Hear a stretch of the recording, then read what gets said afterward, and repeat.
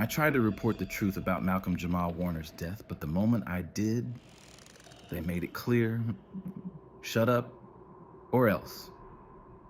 I thought I was just uncovering a story, digging for answers. But what I found was something so much darker. They didn't want anyone to know the truth. And the more I dug, the more I realized just how dangerous that truth was. What I'm about to tell you, it's not something I wanted to uncover. But once I knew it, I couldn't pretend I didn't. I don't know if I should be telling you this now, but I'm not sure I have a choice.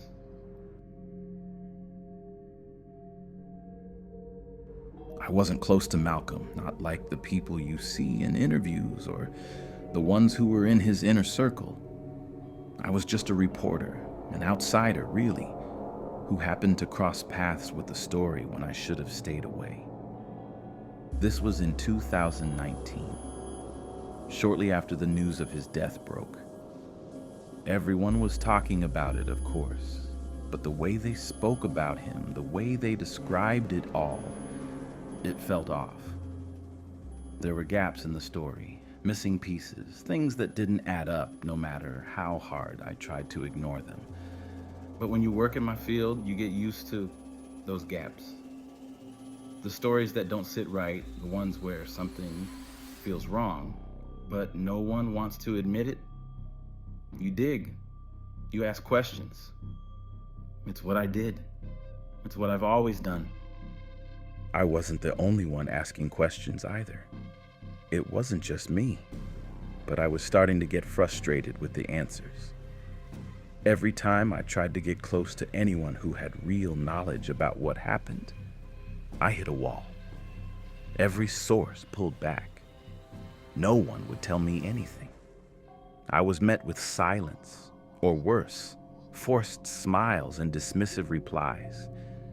Everyone was being tight-lipped, and the more I probed, the more I felt like there was something I wasn't being told. And then came the day that I walked into that building. I didn't know it at the time, but that's when everything began to change. I was on my way to meet a source who'd promised me an exclusive, a conversation about the details surrounding Malcolm's death. Or so I thought. It was supposed to be a quiet meeting. Nothing too big, just some background info that I could use for a piece. But the moment I stepped into the building, things started to feel wrong. The lobby was pristine, too perfect. Cleaners were dusting every corner, and the air smelled faintly of disinfectant. But it wasn't the cleanliness that struck me, it was the stillness. No chatter, no movement. Just an eerie quiet that felt too heavy to be natural. I tried to shake the feeling off. I mean, it was just a building, right? Then, when I got to the elevator, I noticed something strange. The doorman, well, I don't even know how to explain it. He was standing there, not looking at me, but just staring ahead. His eyes weren't right. I don't know how else to describe it. It was like his eyes were covered, but there was no bandage or obvious injury. Just empty sockets, like he wasn't seeing anything at all. He wasn't reacting to anyone, wasn't speaking. It was like he wasn't even there, just a shell. And I can't explain why, but I couldn't shake that image from my mind. I should have just walked away. I should have turned around, but I didn't. I got in the elevator, and as the doors closed, I could still feel that man's eyes on me, even though I knew he couldn't see. It was the first sign, though, the first moment when I thought, maybe I'm not just chasing a story here. Maybe there's something bigger I'm walking into. But I kept going. I told myself it was nothing, just an oddity. People have weird things happen all the time, right? I even laughed it off in my head, thinking it wasn't a big deal. But I could feel that feeling in the pit of my stomach growing the closer I got to the meeting. When I finally reached the office of my source, I was led through a dim hallway. The lights flickered slightly as I walked, almost like they were malfunctioning, but that didn't seem out of place in an old building. What was strange, though, was the fact that the hall was completely empty. No one was working. There were no sounds of conversations, no ringing phones, no office chatter. Just that silence again. My source greeted me with a forced smile, and I knew right away that something wasn't right. They ushered me into a small, sterile conference room where we sat down. I asked my questions, trying to get to the heart of the matter, but every answer felt rehearsed, scripted. It was like they were holding back, carefully choosing their words, trying not to slip up. And then, out of nowhere, they said it. They told me that if I continued asking about the details of Malcolm's death, I was treading dangerous ground. The words weren't just a warning, they were a threat. I asked them what they meant, of course, but they didn't answer. Instead, they just shook their head, eyes filled with something I couldn't name, something that made my skin crawl. I can't help you with this, they said. No one can. I should have listened to that warning. I should have backed off and dropped the story, but instead, I was more determined than ever. The truth was out there. I knew it was, and nothing would stop me from finding it. But that warning, it wasn't the end. In fact, it was just the beginning of something far darker than I could have ever anticipated.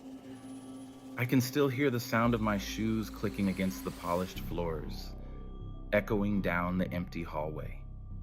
The kind of silence that wraps around you, so thick that it feels like it's holding you back. The fluorescent lights above hummed softly, flickering now and then, casting strange shadows on the walls. Everything felt too still, like a room left to collect dust, but never touched. The kind of stillness that makes you wonder if you've walked into the wrong place, or worse, if you're not meant to be there at all. I tried to shake off the discomfort, telling myself it was just nerves. After all, I'd been to countless buildings just like this one, cold, corporate, impersonal. I'd walked through hallways that smelled faintly of air fresheners and old coffee, the typical buzz of office life all around. But here it was different. The air felt heavier, like there was a weight pushing down on my shoulders. I stood at the threshold of the office door, hesitant for just a second longer than I normally would have been. The door was sleek, black wood, and polished to perfection. The kind of door that had no business being in a place like this, as if it didn't quite belong. I glanced at the nameplate. Well, it wasn't a name I recognized, just a title, some vague designation, but no identity. I took a deep breath, trying to steel myself. I had a job to do. I pushed the door open, and the moment I stepped inside, I felt that strange sense of displacement again. The room was luxurious, far more so than the building outside. The furniture was sleek and modern, the kind of design that made everything feel curated and sterile. There were bookshelves lining the walls, filled with rare books that looked untouched by time or hands. The walls were painted in a deep shade of navy blue, and the overhead lights created a soft, warm glow, highlighting the sharp contrasts of the space. Everything was perfectly arranged, but that feeling of discomfort didn't go away. The source who had agreed to meet with me sat across from me, hands folded neatly in front of them on the table. They smiled, but it was tight, forced, too tight. It was as if they were trying too hard to appear calm, to appear collected. The kind of calm you force when you know something's wrong. They were trying to put me at ease, but it wasn't working. If anything, it made the tension worse. There was something about their body language that didn't match their words. Like they were fidgeting on the inside, but holding it together on the surface. I couldn't quite pinpoint what was wrong, but I felt it. I felt it deep in my gut, like the room itself was holding its breath, waiting for something to happen. They offered me a drink, something expensive, something I didn't even know the name of. I politely refused, but the gesture lingered in the air. The glass sitting there, untouched, felt like a silent accusation. You don't belong here. I forced a smile and took a seat. I wanted to get this over with, to dig into the truth I was sure was buried beneath the surface. But the moment I sat down, I felt it again, the unease. I didn't say anything at first. I just studied the room, the way everything was so meticulously arranged, the way the books were perfectly aligned, the way the lighting softened the sharpness of the room. It was almost like the space had been designed to disorient you. Like the building, the room, everything around me was constructed to make me feel out of place. And then there was the air. It was too cool, too controlled. Like the temperature had been set deliberately to keep you just uncomfortable enough to make you aware of how cold it really was. I pulled my jacket tighter around my shoulders, trying to dismiss the prickling feeling creeping up my spine. But no matter how much I tried to focus on the conversation, on the reason I was there, it was hard to ignore the overwhelming sense that something was wrong. Something was about to shift. My source finally broke the silence, leaning forward, their hands still pressed together. Their fingers were tense, too tense, the knuckles white as they gripped the edge of the table. "It's better if you don't ask too many questions about this," they said quietly, voice almost a whisper. Their eyes darted to the side like they were looking for something. But I could tell there was nothing in the room but the two of us. I couldn't hide my confusion. "What do you mean?" They hesitated, eyes flickering toward the door, like they were waiting for someone else to come in. But no one did. "You don't understand," they said, voice shaking now. "This is bigger than you think. There's no way back once you start."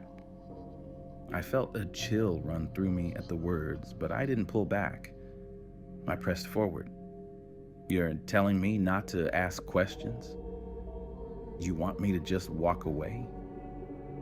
I laughed, trying to cover the tension with a joke, but it sounded hollow in the room. They didn't smile, didn't even look at me.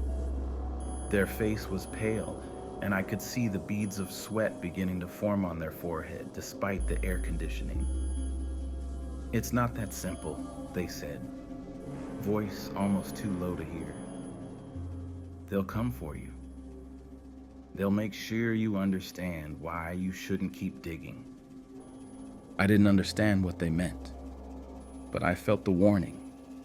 There was something hidden in their words, something important. I had been warned. I had been given a chance to walk away, and I chose to ignore it. Maybe that was the mistake. Maybe that's why I'm here now, telling you this story. But this wasn't just a conversation, and it wasn't just about a story. The moment I left that building, I realized it was too late to turn back. What came next was worse than anything I could have imagined. I wish I could say that I ignored the warning, that I brushed it off, told myself it was just another paranoid person who didn't want to get involved. But deep down, I knew something wasn't right. I knew I couldn't walk away. Not yet. The question that kept me going, that kept me pushing further, was the same one that I think about all the time. Why did they want me to stop asking? I went back to that building the next day. The source had told me to stay away, but I couldn't. I felt like I was on the edge of something huge, something that was just out of reach. It was like I could almost feel the truth hovering in the air, waiting to be uncovered. And so, I went back, determined to get the answers. This time, though, something was different. I arrived early, hoping to catch anyone coming into the building, to maybe get some insight before my meeting. The lobby was quiet, too quiet again, but I didn't let that bother me at first. I had been here before, after all.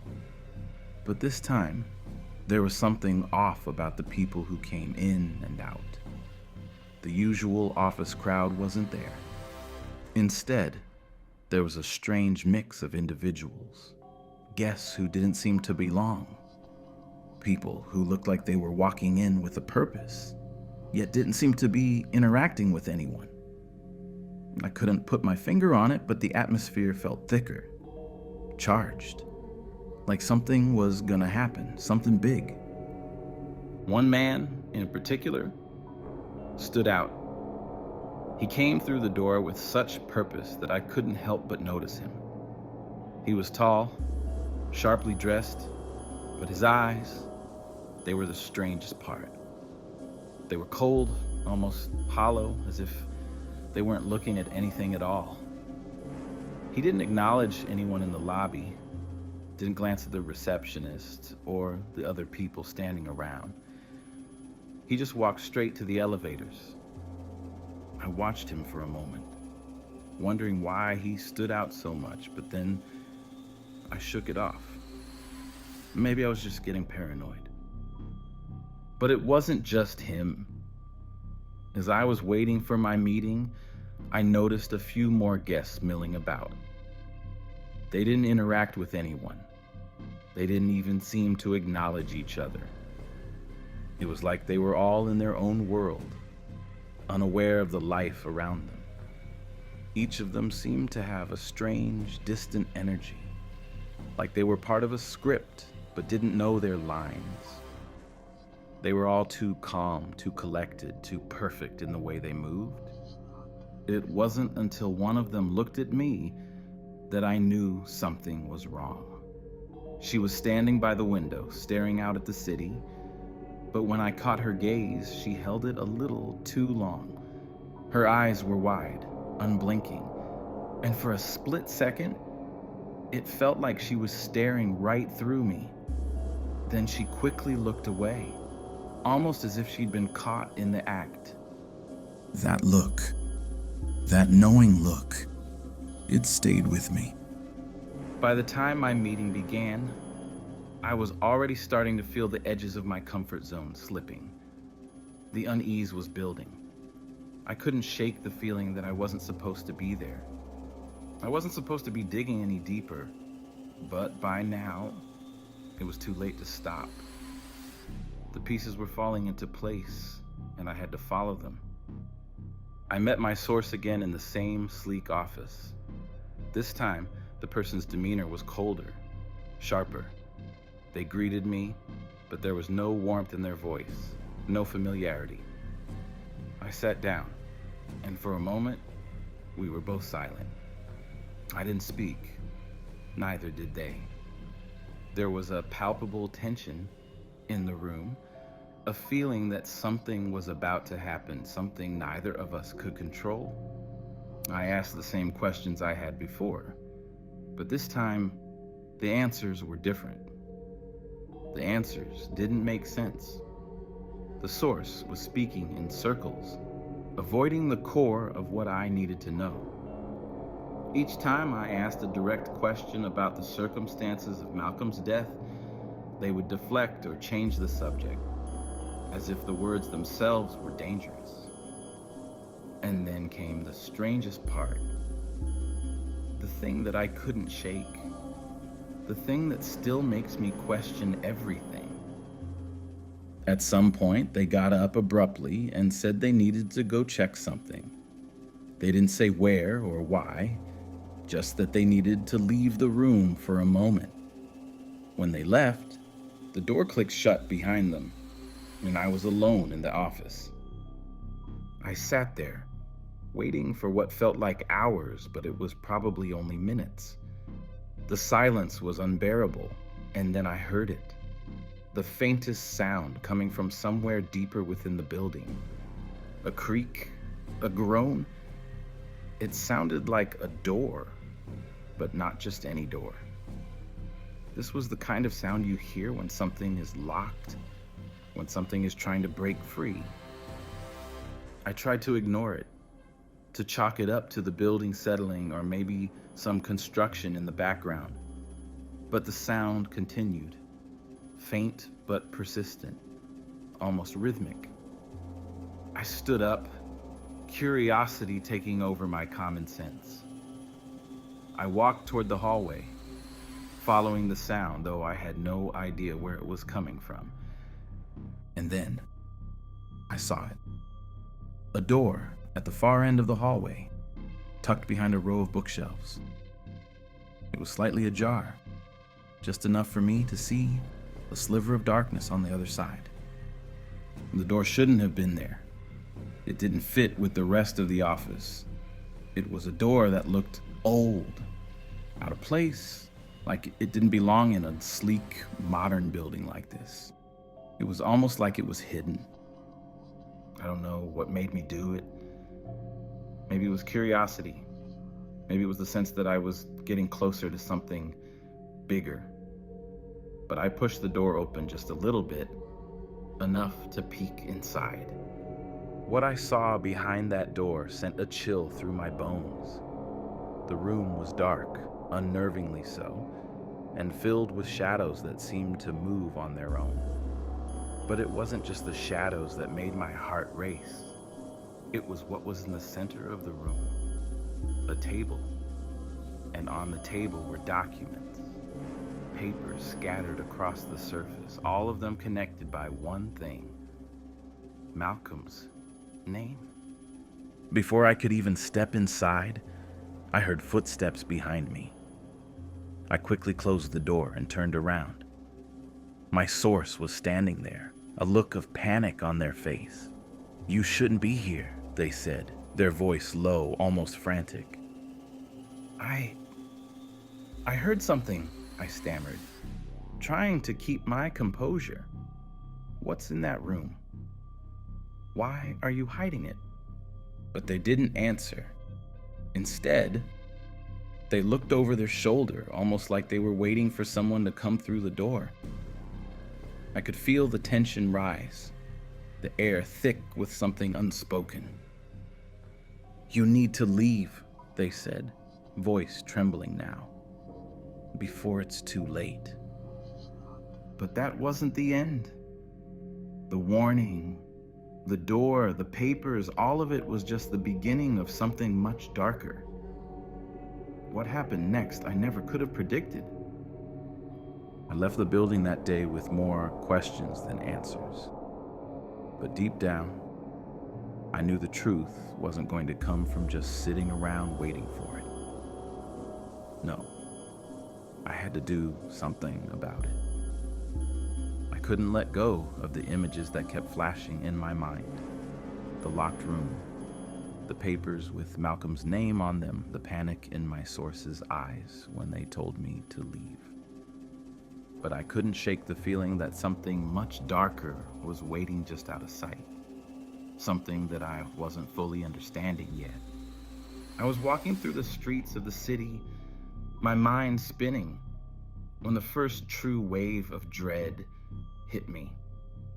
It was a gnawing sensation in the pit of my stomach, the kind you get when you realize you've crossed a line, You can never uncross. It wasn't until I reached my car that I realized I had been holding my breath.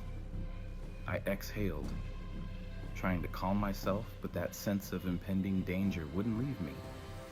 It was almost as if I could feel eyes on me, watching, waiting. That's when I got the call. I'd been expecting it, but not like this.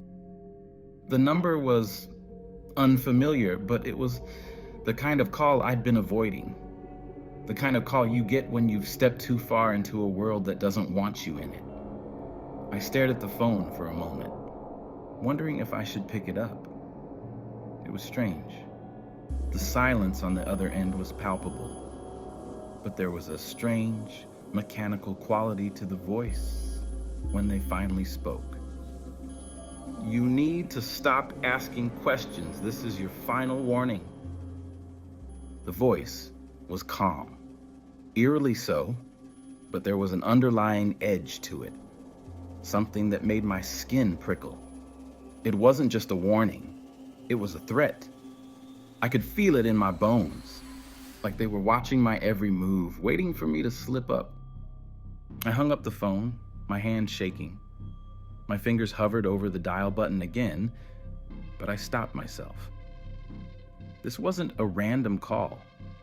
Whoever had just spoken to me had made it clear they were part of something bigger, something that was willing to take extreme measures to protect whatever secret was being hidden. I knew that if I continued down this path, I was going to be in over my head. But I couldn't stop now. Not when I had seen those papers, not when I had glimpsed the truth. It was already too late. That night, the feeling of dread never left me. I lay awake in bed, staring at the ceiling, trying to piece together what I had uncovered. But every time I tried to make sense of it, the pieces shifted, slipping away, impossible to grasp. There was something so deeply wrong with everything I had seen, so deeply wrong about the way things were unfolding, that I could feel the weight of it pressing down on me. I tried to push it away, but I couldn't. The next morning, I decided to go back. I had to. I had no choice. I knew there were answers hidden in that building, and I wasn't about to back down now.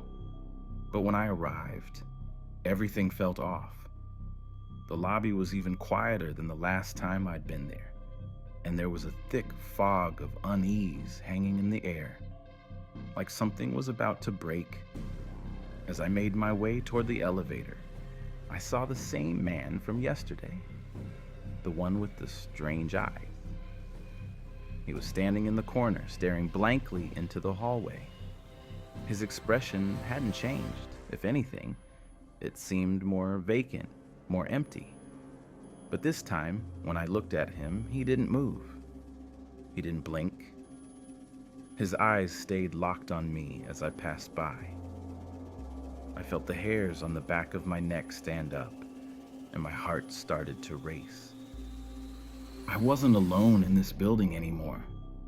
I felt it in the pit of my stomach.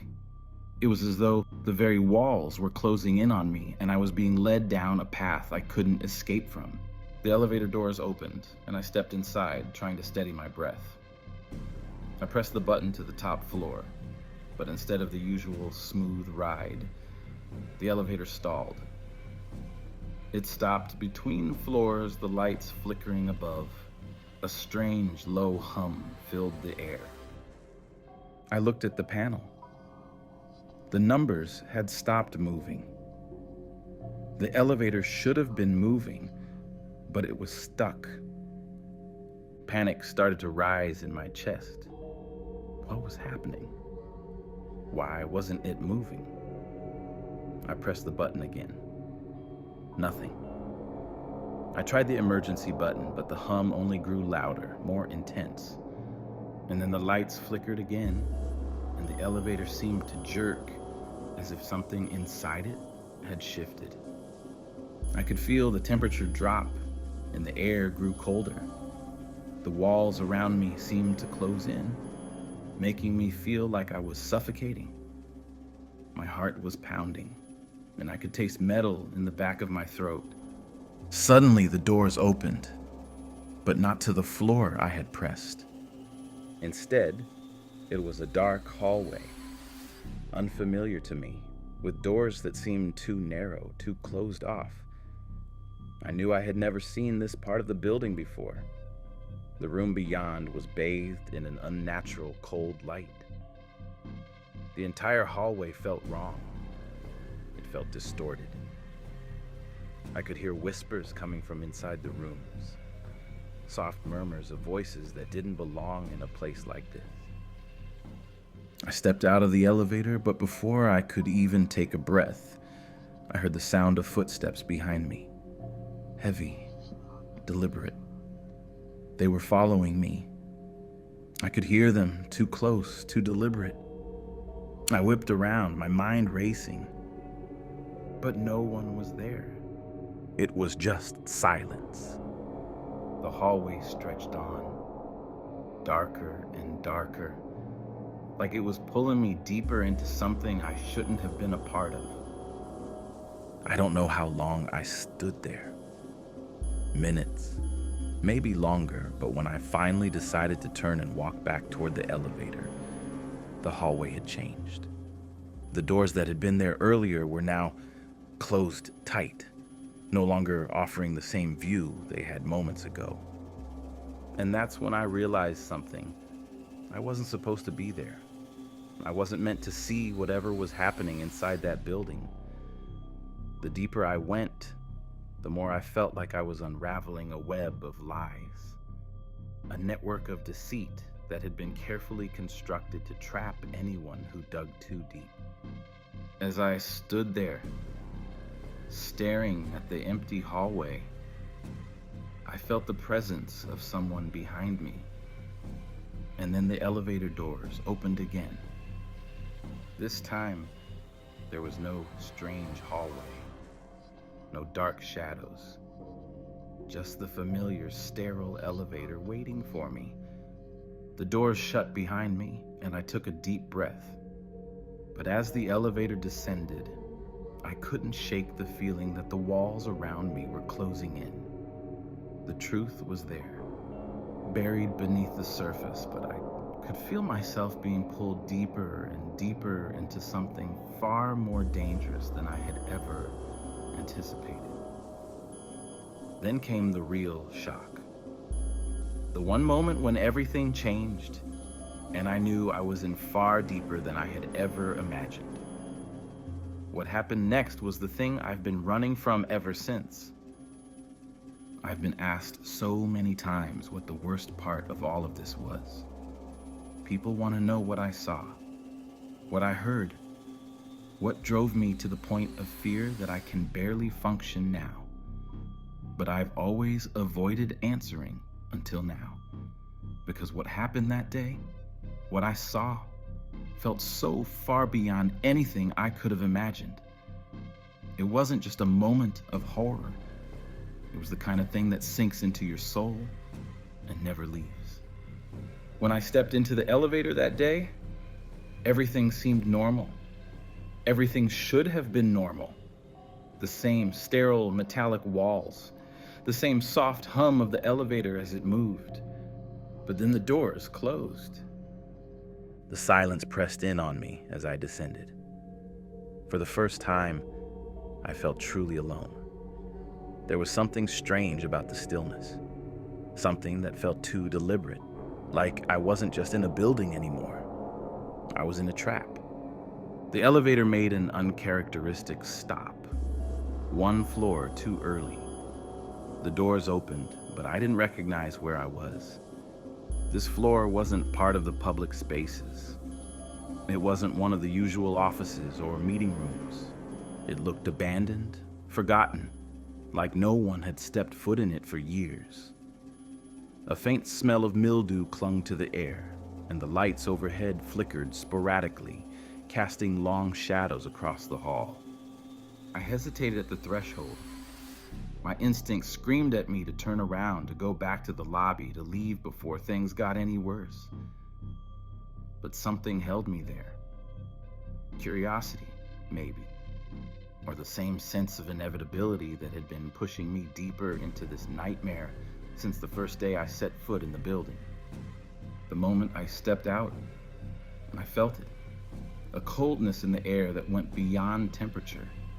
It was a presence, heavy, suffocating, like the building itself was holding its breath, waiting for something to happen.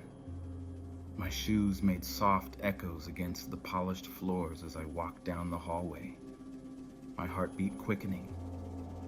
And then I heard it.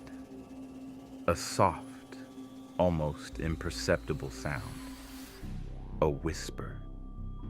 I couldn't make out the words at first, but the tone was clear. It wasn't friendly.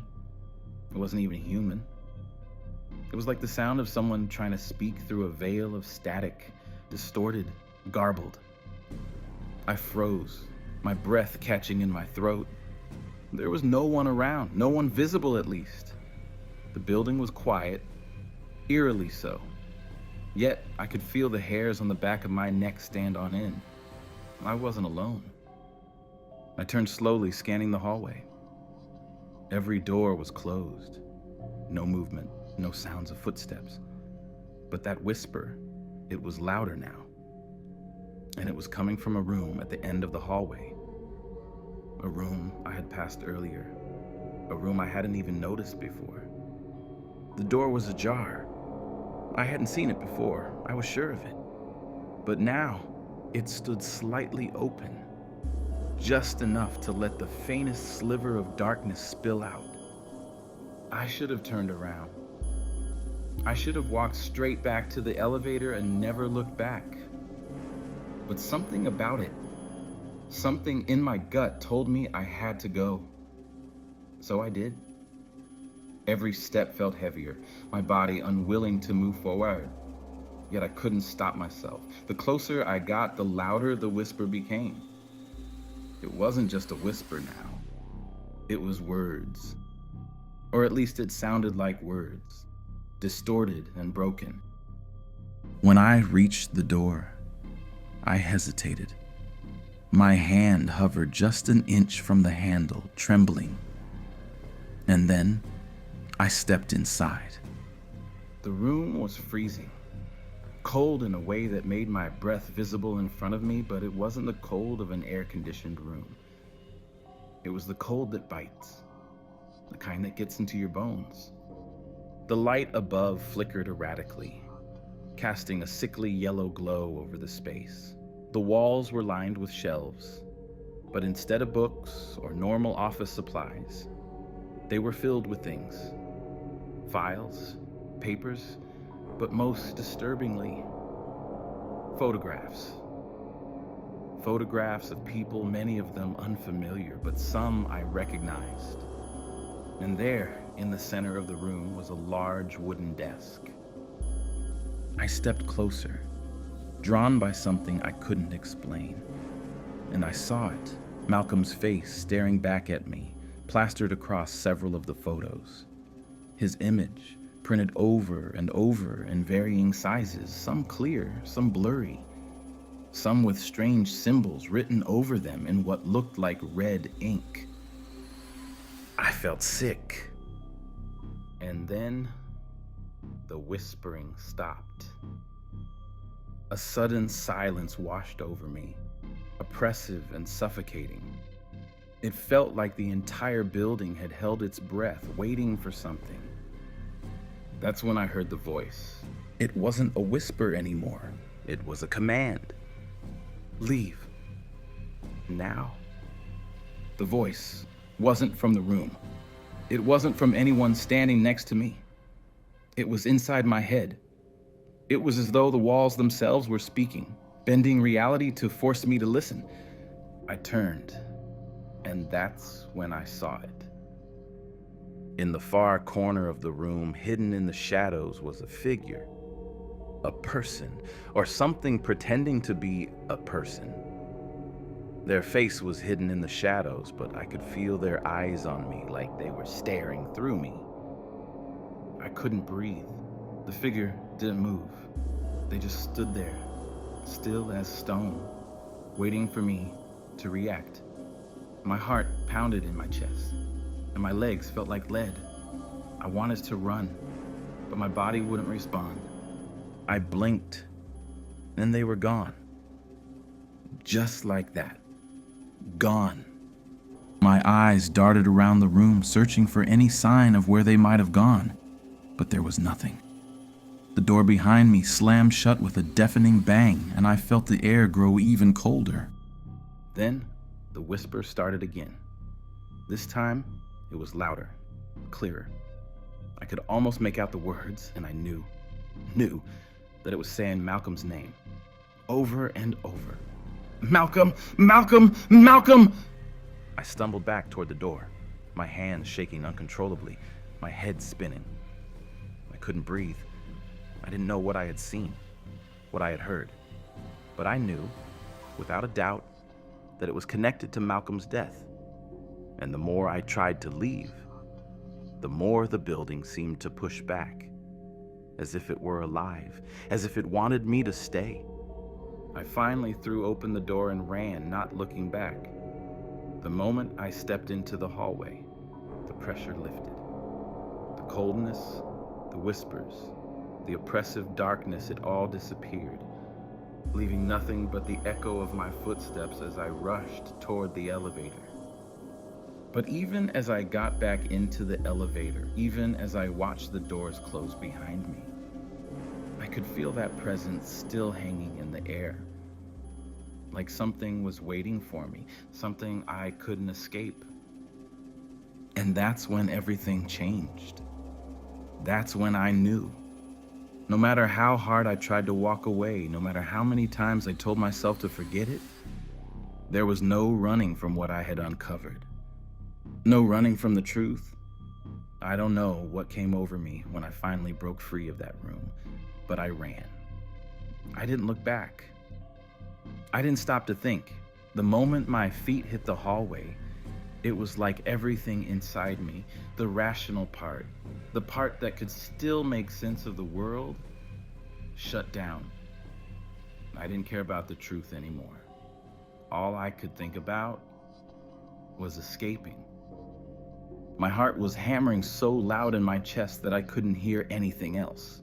The walls seemed to close in as I hurried toward the elevator, my breath shallow and erratic. The further I got from that room, the more I felt like I was waking from a nightmare. Except I wasn't. This was real. What had I just seen? What had I heard? I couldn't even begin to process it. The elevator doors opened, and I stepped inside without a second thought. The soft hum of the elevator felt like a lifeline. As the doors closed, I collapsed against the wall, closing my eyes, my hands still trembling. But just as I thought I could breathe, just as the weight of the building seemed to lift off my chest, the phone in my pocket buzzed. I didn't want to answer it. I couldn't. I knew who it was before I even looked at the screen. The same unknown number. I hesitated for a second, the phone vibrating in my hand, but I knew I couldn't ignore it. I had already crossed too many lines, and I couldn't go back now. I accepted the call. The voice on the other end was calm. Too calm. You should have listened to us. It wasn't a question. It wasn't a statement. It was a warning. I didn't know what they meant. I didn't know who they were. All I knew was that every muscle in my body went cold. What did you do to him? I barely managed to whisper the words, my voice trembling with a mix of fear and rage. The voice chuckled lightly, a sound that made my skin crawl. You don't need to know, it said. Just know that we control what happens next. Before I could respond, The line went dead. I was left in silence, my mind racing. They controlled what happened next? What did that even mean? Was this a warning to stay quiet? Or was it something more? Was I in danger now? I couldn't even answer the questions in my head. The elevator was still moving, but everything felt wrong. I felt like I was trapped in a waking nightmare with no way out. I arrived at the lobby, my legs barely able to hold me up as I stumbled out of the elevator. The lobby felt just as empty as before, but the silence was now oppressive, thick with the weight of something I couldn't see. Then, as I reached the door, I felt it again. The cold, the sensation that something was watching me. I looked over my shoulder instinctively, but there was no one there.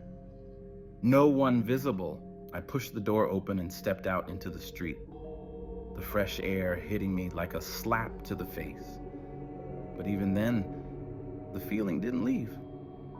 The sense of being hunted, of being watched, it was still there.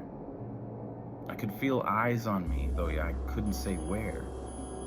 I didn't know how I made it back home. The drive was a blur. The world felt distant, like I was moving through it in a dream. But when I walked through the door to my apartment, it hit me like a tidal wave. I was terrified.